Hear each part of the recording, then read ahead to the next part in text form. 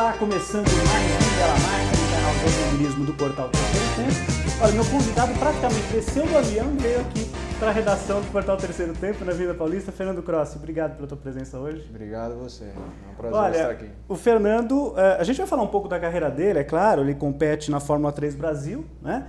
E, além disso, faz provas, já fez algumas provas fora do Brasil. E nesse final de semana, que eu brincava aqui nesse começo com vocês, fez uma prova muito legal com um carro maravilhoso que ele também vai falar, com o Lamborghini Huracan, né, que você competiu. Isso. E competiu em dupla com o Nicolas Costa, que já esteve aqui com a gente no Bela Máquina também. Vamos começar pelo final de semana último que você teve em Sebring, né, na Flórida, isso, correndo com esse carro da Fórmula da Lamborghini Troféu, não é isso? Lamborghini Huracan. Como é que foi essa prova? Depois a gente fala do carro. Bom, a princípio foram duas corridas pelo Campeonato Europeu, Super Troféu Europeu, que eu e o Nicolas fomos bem. A gente chegou em quarto lugar na nossa categoria na primeira corrida e sétimo lugar no geral. Você já tinha corrido com esse carro ou não? Nunca andei com o carro e nunca tinha andado na pista. Só em simulador, vendo no game. Só em simulador e essa pista... Para saber que lado virar, né, Fernando? E essa pista Sebring é uma das pistas mais difíceis que tem, né? Porque ela é longa, tem mais de 2 minutos. Mais antigas, né, nos Estados Unidos, né? Uma pista muito tradicional, né? Exato. Mas a princípio, como eu ia dizendo, foi um resultado bom. A gente quase conseguimos o pódio, né? Foi por pouco que não conseguimos na primeira corrida. Tá. Aí na segunda corrida choveu, o Nicolas largou, aí eu peguei o carro depois que ele... Tempo de duração da prova? 50 minutos. 50 minutos e meio a meio de tempo mesmo? 25 para cada um? Mais ou menos. Se claro, tem bandeira amarela, lógico, às vezes uma volta tal, a mais e tal, mas mais ou menos é por aí, dividido igualmente. Isso é obrigatório para os pilotos, essa divisão igualmente, de tempo tem igual? Uma janela, é de 20 a 29 minutos que tem pode que trocar. Tá. Aí nessa troca de pilotos, como o Nicolas largou, estava chovendo, a gente estava com pneu de chuva. Aí na hora que foi trocar o piloto, a pista já estava secando e eu vi isso. Só que eu acabei não falando isso pro chefe da equipe, o Vincenzo, para ele trocar. Vincenzo Sospiri, que foi piloto da Fórmula 1, exatamente. Né? Exatamente. Eu não falei, aí pensei que ele tivesse trocado, não trocamos, aí fomos com o pneu de chuva mesmo e a pista estava secando, então fomos prejudicado, porque... E não voltou a chover mais. Não voltou a chover. Quem colocou o pneu slick ganhou a corrida. Entendi. Porque vocês poderiam, obviamente, ter disputado lá mais para frente. Poderia ter. E vocês não fizeram mais uma prova? Vocês não fizeram, não trocaram, não colocaram o slick nesse momento? Quer dizer, foram até o final com o pneu de chuva? Até o final, eu fui até o final com o o pneu de chuva. E a perda de rendimento é grande, né? Não tem como, realmente, né? Você perde bastante, né? Em termos de cronômetro, não tem como. Perde, e é até arriscado estourar o pneu. Claro, né? Porque o aquecimento é maior, obviamente, né? Mas aí eu cheguei no final em 12º na geral e 9º na nossa categoria. Isso na segunda prova. Nessa segunda prova. Isso foi o europeu. Tá. Aí depois, no outro dia, começou a mundial, final mundial. Aí teve teve o warm-up, eu não fiz o warm-up, quem fez foi o Nicolas, e teve a classificação, 2 classificações. Uma ele fez, a outra, quando eu fui fazer, deu problema na potência do motor do carro. E aí a gente perdeu 50, 60 cavalos de potência, aí eu não consegui classificar. Aí tentamos resolver para a corrida, mas na corrida 1 o problema estava a mesma coisa, tanto para mim quanto para o Nicolas. Enfim, não tivemos uma classificação em uma corrida 1 boa na Mundial, que era a principal, que a gente foi por isso para lá. Aí na segunda corrida, no outro dia... o Vincenzo deu uma prensa lá nos caras da Lamborghini, aí ele conseguiu Porque os motores arrumar funcionam como? É por equipe? Cada equipe cuida do seu? Há sorteio? Como é que funciona essa questão dos motores, Fernando? Os motores são feitos pela Lamborghini, né? E se há algum problema... a responsabilidade é deles da Lamborghini. De trocar ou de reparar. Isso, da Lamborghini mesmo. Tá. E aí na segunda corrida o problema foi sanado, resolvido, só que larguei atrás do grid, né? Lá em 32º, entreguei o carro em 21º para o Nicolas e 10º na nossa categoria. Aí ele foi... Deu para ter emoção de ultrapassar bastante gente. Exatamente, né? Deu para ter essa emoção. Foi um evento muito E aí legal, você fez né? o primeiro stint e o Nicolas completou a prova. Completou, só que aí no finalzinho deu um problema na bomba do combustível e a gente ficou em 13º na nossa. Tá. Mas de qualquer maneira foi uma experiência bastante válida. Foi. Por um carro que você nunca tinha pilotado. E aí, Numa agora pista falando que eu nunca especificamente tinha. do carro, porque você já andou aqui no Brasil, o Nicolas já teve na GT3, não é isso? O Nicolas já conhece... Desculpe, o Fernando já teve na GT3, o Nicolas também, né? Mas o Fernando já teve na GT3 com uma Ferrari, que eu corri na Europa, tá. em 2013, Viper no Brasil e Corvette no Brasil. Quer dizer, Lamborghini foi uma novidade. Foi uma novidade. E aí, desses grandes carros, são carros dos sonhos para muita gente, né? São. E aí, Fernando, o que você achou da Lamborghini? É diferente a tocada ou não? Como é que é? É um sonho? É uma delícia. É muito bom. De todos, é o mais... É um dos melhores. É um dos melhores. Ela e a Ferrari. São muito bons, realmente. Tá. E a pista especificamente? Você falou que é uma pista longa, difícil, tem muito macete, é difícil. O Nicolas já está correndo com carro de turismo há um bom tempo, deu dicas, foram importantes. O Nicolas conhecia a pista e o carro já, né? Tá. Mas ele passou assim de uma maneira geral. Algumas coisas. Que... Mas como eu também já tinha uma certa experiência, né, em GT, não foi muito difícil. Uma dificuldade maior minha foi a pista mesmo, tá. Porque a pista eu nunca tinha andado, é uma pista difícil, tem vários S's, tem 2 curvonas longas lá que você faz em alta velocidade, tem bump no meio da curva.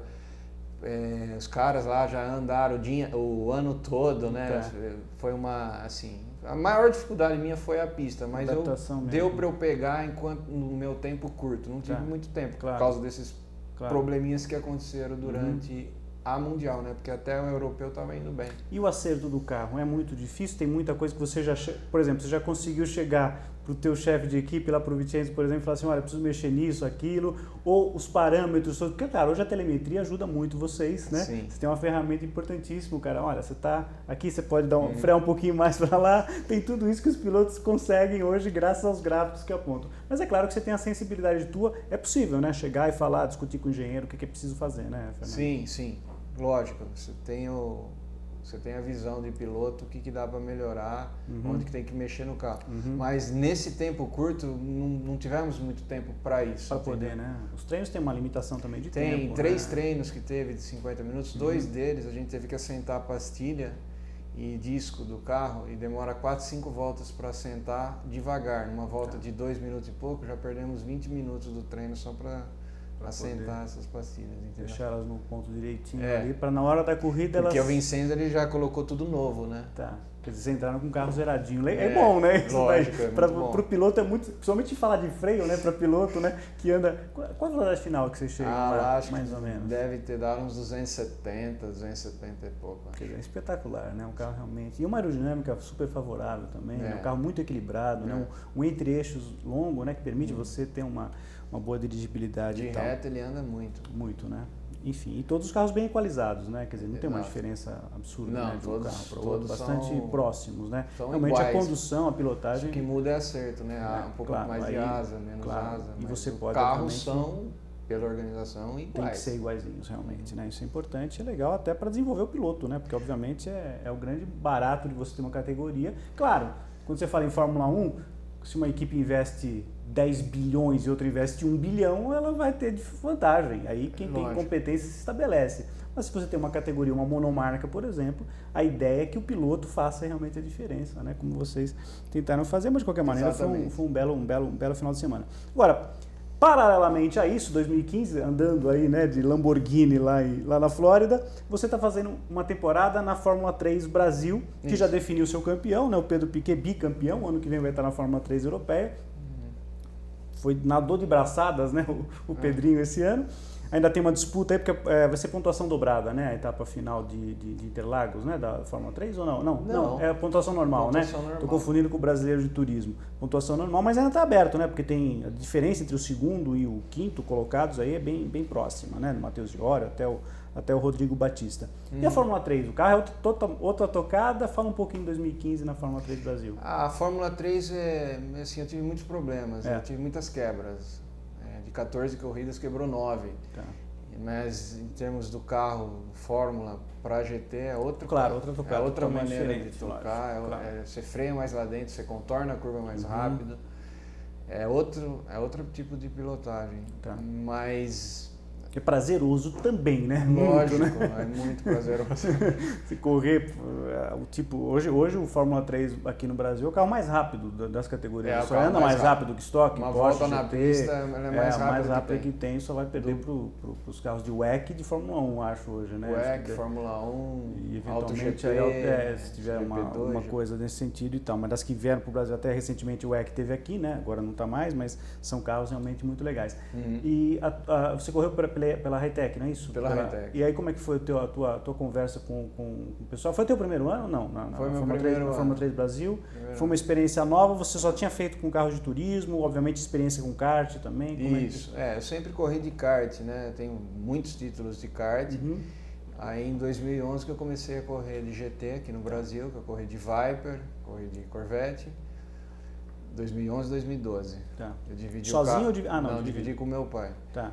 Aí em 2013 eu fui para a Europa, corri de Ferrari lá, no GT Sprint, fiquei em sexto no campeonato, peguei 2 pódios. Aí eu Isso onde? Na Europa. Na Europa. Que pistas você correu lá, basicamente? Corri na Eslováquia, corri em Portimão, Imola, Algarve, né? Algarve, Zolder, Bélgica. na Bélgica. Zolder onde morreu o Gilles Villeneuve, né? Inclusive. Exato. Uma pista estreita lá. Estreita e difícil, né? Uma pista complicada e tal, que saiu do circuito da Fórmula 1, não dá mais, né? Bélgica. Exatamente. Imola, não precisa nem falar, né? Imola Lembrança péssima pro brasileiro, né? Por causa do acidente do Ayrton e tal. E mais alguma pista lá? Inglaterra, Donington Park, eu corri também. Breno. Tá. Gostou dessas pistas? Gostei. São traçados legais? Gostei mais de Portimão e Imola. Portimão é uma pista recentemente, foi feita uma grande reforma, enfim, uma pista que larga, nova, né? Assim, bacana. E o clima de lá é muito legal, né? Os pilotos que vão lá, que vários que já vieram aqui, falam muito, é muito legal correr lá, não só pela pista, pela estrutura, mas pelo ambiente todo. E o público de lá gosta muito dos brasileiros também. Acho que vocês são muito bem recebidos lá, né? Os pilotos são muito bem recebidos lá. Aproveitando isso daí, Fernando, a gente tem no Brasil um grave problema que é autódromos. Você sabe muito bem disso. A gente perde aí, infelizmente perdemos Jacarepaguá, né? Recentemente. Brasília teve essa questão da reforma para a Índia, acabou esburacando toda a pista e não reformaram, não arrumaram. E um circuito, não sei se você chegou a correr em Brasília? Corri, mas era no oval. No oval. Mas é um traçado, o misto é espetacular, né? Muito seletivo, né? Já teve até uma prova extra campeonato da Fórmula 1 lá nos anos 70, né? Na época da fundação dela e tudo mais. Temos aí por ano que vem uma perspectiva bacana, que é Minas Gerais, né? Que deve ter a pista lá em Curvelo, né? Tá se falando muito do circuito dos cristais. Sim. O ano passado, inclusive, eu fechei o Bela Máquina com o Maurício Slaviero, né? Que é o diretor, presidente da Vicar. E ele falava na época ainda a coisa estava na terra, agora já asfaltaram, praticamente está pronto o circuito. É um oásis aí meio que no meio do automobilismo brasileiro. Das pistas brasileiras que a gente tem hoje, comparando com as que você correu lá fora, Interlagos, Curitiba são os melhores ainda? O que você me diria? É por aí? Interlagos, Goiânia. Goiânia a gente teve uma reforma, foi espetacular, é verdade. Como você disse, aqui no Brasil é um pouco mais atrasado isso. Você tem alguma das pistas que você correu esse ano especificamente pela Fórmula 3 que você gostou mais, que você gosta de gostei de Goiânia. Goiânia ficou muito boa. Goiânia, né? Interlagos que eu vou correr agora, que eu já corri, né? Você já correu na GT, obviamente, isso, né? Sempre gostei, mas agora depois da reforma... inclusive até o asfalto o pessoal da Fórmula 1 se queixou um pouquinho, porque parece que estava deslizando um pouquinho mais do que o normal, né? Mas você é bom de kart, dá para tocar, né? Não tem problema, né? E o kart entrou na tua vida como? Porque o teu pai tinha uma trajetória, teu pai é falecido, né? Teu pai tem uma trajetória de automobilismo também, de curtir muito coisa de automobilismo. Você começou pequenininho no kart? Como é que foi? Comecei com 15 anos, através do meu pai, ele que começou desde cedo. Já tinha esse hábito em casa? Já, ele correu com Emerson Fittipaldi, ele correu com vários pilotos conhecidos aqui no Brasil, correu de superkart. Provavelmente com o superkart já correu com o Alex Dias Ribeiro, que já veio aqui com a gente, com o Roberto Moreno, com essa turma mais... né? Paulo Carcassi. Túlio Meneghini. Sim, turma da velha guarda, grandes campeões de kart. Uma turma próprio Eduardo Almeida de Mello. Tá, quer dizer, uma turma muito forte. E você é de Jaú, né? Eu sou de Jaú. Você mora em Jaú, inclusive, mora no interior de São Paulo. E aí as primeiras corridas que você fez foi no interior de São Paulo ou foi aqui interior. já? Comecei Foi no interior depois que eu vim pra cá. E teve aquele dia que você olhou pro kart, sentou, fez uma corrida e falou assim, putz, é isso que eu quero fazer da minha vida, eu quero correr, eu quero me dedicar mais tempo a isso. Teve aquele dia D na tua vida, assim? Teve sim. Foi um dia de uma vitória, foi um dia de um... Dia de um título, meu. Foi de um título teu. Aí você falou, não, Copa é isso Brasil. aqui. Agora é pra valer. Foi por aí. E foi onde? Aqui em São Paulo? Foi em Itumbiara. Itumbiara. Tá. Itumbiara. E aí foi o dia que você falou assim, não, é isso aqui eu quero... Itumbiara foi meu bicampeonato, foi em Ipatinga, meu primeiro campeonato da Copa Ipatinga, Minas Gerais, né? Ipatinga. Porque a gente fala de interior de São Paulo porque Itu tem uma pista muito bacana, tem vários, Guaratinguetá também tem, enfim, tem vários lugares de São Paulo, do estado de São Paulo, que tem algumas pistas, sem contar as pistas que a gente tem aqui, Aldeia da Serra, Granja Viana, enfim, né, os circuitos aí que a gente tem tradicionalmente. Inclusive agora vai ter o Superkart Brasil, que eu também às vezes eu participo, vai ser em Paulínia agora. Paulínia, interior de São Paulo, é outra pista bacana. Tá. Enfim, litoral também, tem até Praia Grande, tem uma pista muito boa também, enfim. E você já participou desses eventos de kart de longa duração e tal também? Das 500 esses eventos mais longos, tem que revezar o kart, que é outra tocada, né, também. Já participei. Gosta desse tipo de competição? É legal que você curte? É outra maneira, tem que administrar o kart, pra né? divertimento é legal, né? Com os amigos e tal, pra né? divertir é uma coisa legal, mas que o kart ele não anda muito. Não anda muito, não tem aquela performance de um shifter da vida e tal, né? Que você... Mas acaba sendo bacana, né? O Barrichello costuma ter o evento lá das 500 milhas, enfim, né? O Massa tem até um tempo atrás um evento também importante lá em Santa Catarina e tudo mais. É verdade. Em termos de cartódromos, até que estamos bem servidos, né? Temos boas pistas no Brasil, diferente dos autódromos, temos aí contando nos dedos aí, né? De uma mão talvez, mas a coisa do kart. E você costuma treinar, quer dizer, quando você não está em atividade na pista, o kart acaba sendo um treino legal, né? Você costuma fazer lá no interior mesmo, na tua cidade tem ou não? Aqui você vem para cá? Paulo, você vem aqui. Faço Superkart brasileiro, Copa Brasil, quando dá para fazer eu faço. Para manter aí a forma, não ficar enferrujado. Porque às vezes o calendário tem lacunas grandes, né? Que você tem que preencher aí esse espaço, né? Com as categorias. E o que você fez agora, o que você acabou de fazer agora exatamente, correndo lá nos Estados Unidos, foi também preencher um pouco disso e ganhar mais experiência com um carro muito bacana como esse daí. AutoGP, você também fez algum teste? Fiz um teste na AutoGP. Que é um carro também espetacular, né? Nossa, esse sim é um... Fala um pouquinho dessa tua experiência, como é que foi, onde foi?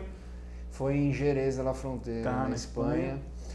É um carro V8 de 550 cavalos. É praticamente um Fórmula 1. É um Fórmula 1 Fórmula 1 antigo. de alguns anos atrás, né, Exato. Fernando? Fórmula 1 uns 15, 20 anos atrás. É um carro que anda muito. É bruto. É bruto. É bruto. É bruto. Você chega na freada... O volante é pesado, faz uma força, é bruto. Para guiar aquele carro, na minha opinião, você guia qualquer carro. Quer dizer, na tua opinião, dali para frente dá para tocar um Fórmula 1? Porque dizem que o carro de Fórmula 1 é até mais... hoje é até mais simples da tocada e tal, né? Claro, tem muitos comandos. Eu não sei se esse da AutoGP você pegou, tinha muito comando em termos de volante. Acho que não, né? Mas o Fórmula 1 hoje, os pilotos, né, ficam malucos. Parece é pior do que um videogame aquilo ali completo, né? Exatamente. Mas esse carro tem foi especial para você. Você andou em Jerez, foi um teste bacana. O melhor carro que eu andei. Tá. Foi o quê? Um dia de treinos? Como é que foi? Foi só um dia. Foi um dia de treinos. Só foi um dia só. Mas que não esquece nunca mais. Não esquece nunca mais. O barulho é um Fórmula 1 antigo passando. Saudade. Seu Bernie Eccleston, o que 300 por hora. O que o senhor fez com o barulho da Fórmula 1, que o senhor acabou com isso daí? Quando a gente vê esses vídeos que a turma posta, né, no YouTube recentemente aí, né, comparando os motores, é bacana, é legal, o carro anda bem, tem um torque, os pilotos dizem que é prazeroso e tal. Quando você ouve um V8, sem falar dos V10, e olha, eu tive o prazer de ver Interlagos, Fernando, V12 da Ferrari passando no retão. Nossa, aquilo ali. Eu tenho gravado isso aí, viu? Uma hora eu vou fazer uma matéria especial só com áudio da Ferrari V12 passando no retão de Interlagos. Esse teste, você tinha perspectiva eventualmente de correr no monoposto lá e tal, acabou não dando certo? Tinha expectativa de correr na AutoGP mesmo em 2014, só que infelizmente eu perdi meu pai. Foi um ano. E aí eu fiquei esse ano fiquei parado. É complicado, né? Sempre tem um lado que... E aí você volta para o Brasil voltando com o monoposto, aí no caso da Fórmula 3 Brasil.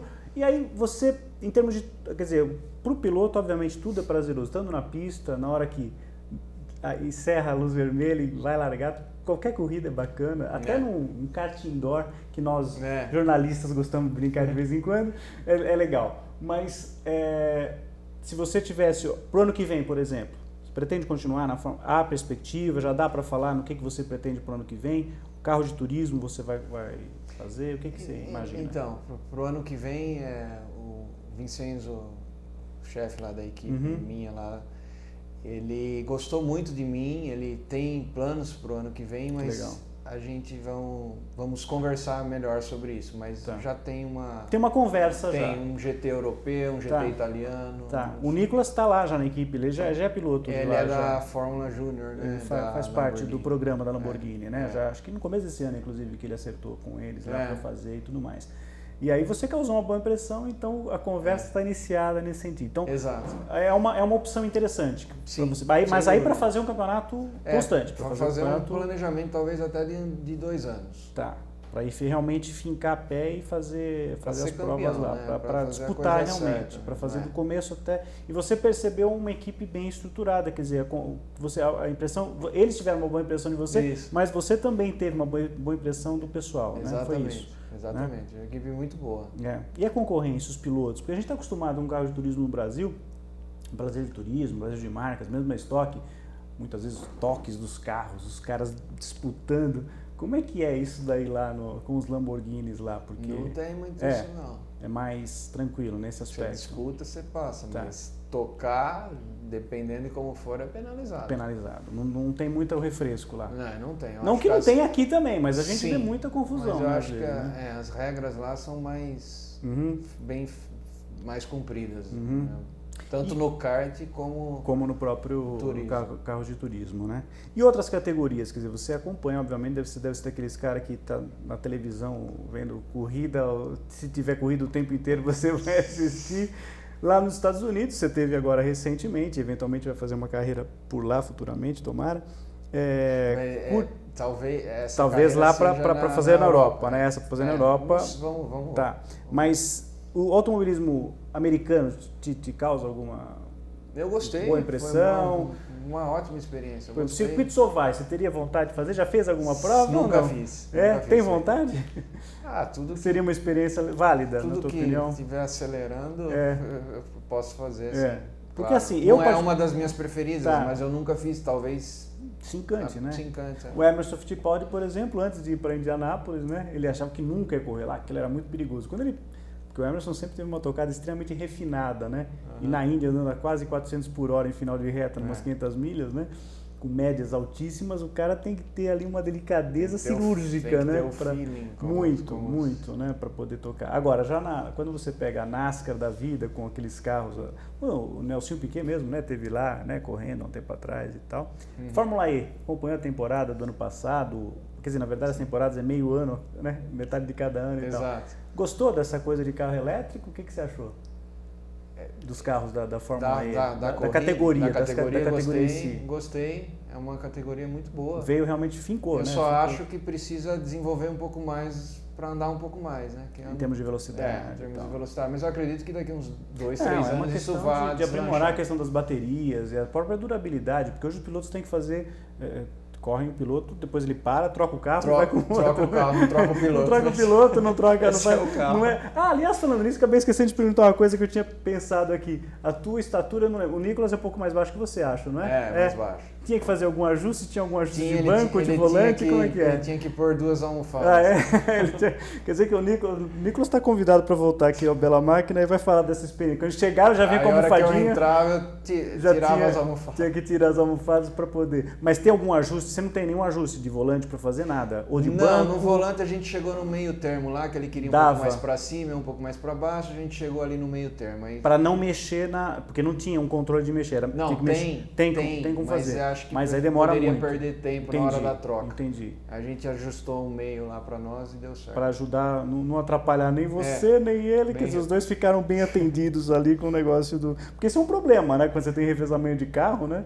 Tem essa questão que tem que pensar, né? Porque às vezes os carros têm lá como ajustar, Eu sei que na GT, na Europa, né, que os caras correm, inclusive esse ano tivemos lá a equipe brasileira, a BMW lá, por exemplo, o Kaká Bueno corre com o Sérgio Gimenez, né? O Kaká é mais alto que o Serginho, né? Então, por exemplo, na hora da troca de pilotos ali tem que ter uma regulagem mais específica ali para não ter problema e tal. No banco. Falando ainda em competições internacionais e tal, depois a gente vai falar um pouco sobre Fórmula 1, que eu imagino que você deve ter acompanhado, é claro, essa temporada. Além disso, falando em carros de turismo, DTM, fora do Brasil, você também acha legal? Eu acho uma excelente categoria. É, uma categoria que é o sonho, acho que, de muitos pilotos também. É, um dos meus sonhos também. Tá. E no Brasil? Vamos imaginar que você tivesse a possibilidade de fazer alguma coisa de turismo no Brasil, saindo um pouco do monoposto hoje. Você acompanha, te interessa, por exemplo, de repente fazer uma temporada num brasileiro de turismo? Stock Car é uma categoria que você vê com olhos legais também, é uma categoria profissional hoje, né? Sim, é uma categoria profissional, mas o que me interessa hoje é fazer alguma coisa fora mesmo. Tá. Teu objetivo seria fora hoje do Brasil. Fazer alguma coisa no exterior? No exterior. Tá. O Brasil deixa mais pra frente. Se pintar alguma coisa mais pra frente no Brasil. Exato. Tá. E Fórmula 1? Era o que você imaginava? O Hamilton ia ganhar tão fácil o campeonato como foi esse ano? Eu imaginava que um dos dois iria ganhar. No finalzinho o Rosberg deu uma melhorada, né? Mas ele ficou para trás, não teve jeito. O campeonato todinho da Mercedes. A Ferrari teve depois que o Hamilton boa, né? foi campeão, aí ele começou a ganhar a corrida, mas aí já foi no final, acho que o próprio Hamilton já tinha tirado um pouquinho o pé do acelerador, já estava num ritmo melhor, facilitou a vida do Rosberg. E o próprio Vettel acabou tendo uma temporada. Mas eu acho que a boa, Fórmula 1 né? hoje em dia está muito desigual. Essa Mercedes está muito... A outra categoria, né? Na verdade essa é uma máxima da própria Fórmula 1. Se a gente for pegar a época do Senna, a McLaren também dominava absurdamente, né? Você não tinha... você pegava... Teve um ano, aquela Williams maravilhosa do Mansell, mesmo a do Prost, 92, 93, também eram carros que ganhavam 10, 12 corridas na temporada. Sempre existiu um pouco disso, né? É que a gente brasileiro ficou meio mal acostumado, né? Porque sempre tinha brasileiro andando bem. Tivemos brasileiros durante muito tempo na Fórmula 1, que tivemos muitas vitórias com o Senna, com o Barrichello, com o Massa, enfim, e estamos aí carecendo, né, novamente de ter vitórias na Fórmula 1. Aproximando do final, Fernando, eu queria primeiro que você deixasse, eu sei que quem te apoia, enfim, você tem você coloca a tua marca no teu carro, tenho minha marca, tenho meu site, tenho... Deixa as tuas redes sociais, aí o quem número quiser te do meu acompanhar. carro, que é 84, meu site é www.fernandocruz.com.br, tenho minha página no Facebook, Instagram, Twitter, teu Instagram qual é? Twitter Instagram teu qual é? O Instagram é Fernando Crossi 84. 84. Essa é a pronúncia. Estou falando Crossi, mas é Crossi, a pronúncia correta. Crossi. Do teu italiano, né? Eu também. O que confunde meu sobrenome é uma coisa impressionante. É italiano. Que aí é complicado. Então passaram aí embaixo todos os caracteres aí para vocês darem uma olhadinha nas redes sociais. Vamos fazer um jogo rápido aqui, um stop and go, perguntas de bate-pronto para você tentar responder aí. Bom. Teu melhor dia no automobilismo. Não necessariamente foi uma vitória, mas aquele dia que você saiu do carro, do kart, sei lá como, e você falou, putz, hoje eu fui bem demais, hoje foi um dia muito legal. Teve esse dia, qual foi? Quando eu ganhei a Copa Brasil de kart, que meu pai estava junto comigo. Foi não só pela vitória, mas pela emoção também. Pela emoção também, legal. Exato. O maior susto ou acidente que você passou? De repente não foi uma batida, mas aquele susto falou, putz, foi por pouco essa que eu me safei, que eu me livrei. Foi em Monza, no teste que eu testei a Ferrari agora em 2013. Recente aí. Estourou o pneu no final da reta de Monza, 280 Antes da chicane, Antes da chicane. Tá. Foi o maior susto, né? Tá. E a parabólica não foi na parabólica, ainda bem. Não, foi no final da reta lá. Mas e aí? Como é que você segurou? Deu passou reto? Como é que foi? Não, freio, estourou o pneu, o carro saiu rodando e parou no meio da chicane. Assim, mas não bateu, por sorte não bateu. Tá, mas foi um sustão. Deu aquele foi porque a velocidade estava muito grande. Tá, no seco. No seco. Tá. Uma pergunta difícil pro Fernando Crossi responder. Lamborghini ou Ferrari? Atualmente, Lamborghini. Tá com essa boa impressão, né? Chegou agora, aí tá sentindo o cheirinho do combustível ainda, né? Se você fosse o chefe de Fórmula 1, tá? E você tivesse uma boa equipe, tá? tô falando em Marussia, tô falando de uma equipe boa, não precisa ser Mercedes, mas uma boa equipe, e você tivesse carta branca para contratar 2 pilotos do atual grid da Fórmula 1, quem você contrataria? Do atual grid? Do atual grid da Fórmula 1. Fernando Alonso E Kimi Raikkonen. Kimi Raikkonen, Gosto, né? Gosta do Raikkonen. Já foi campeão, né? É isso aí. Agora, do atual grid da Fórmula 1, se você tivesse que apontar alguém que ainda não foi campeão, mas você olha para um cara e fala, putz, esse cara vai ser campeão ainda um dia. Do atual Huckenberg. Huckenberg, o Nico Huckenberg ganhou inclusive as 24 horas de Le Mans, né, recentemente, né, nessa temporada 2015. É um piloto realmente bastante bom, né? Tá um tempo na Fórmula 1, precisa pegar um carro bom, né? Precisa pegar um carro vencedor, é um cara que merece, né? Um alemão aí que tá... Pelo menos um dos melhores, né? Uma pista que você já correu em vários circuitos, né? Da Europa, nos Estados Unidos e no Brasil e tal, mas uma pista que você ainda não correu que você gostaria de disputar uma prova. Spa-Francorchamps. Spa, na Bélgica. Nürburgring. Duas pistas bem tradicionais. Fazer aquela Rouge ali para ver se é aquilo tudo. É isso.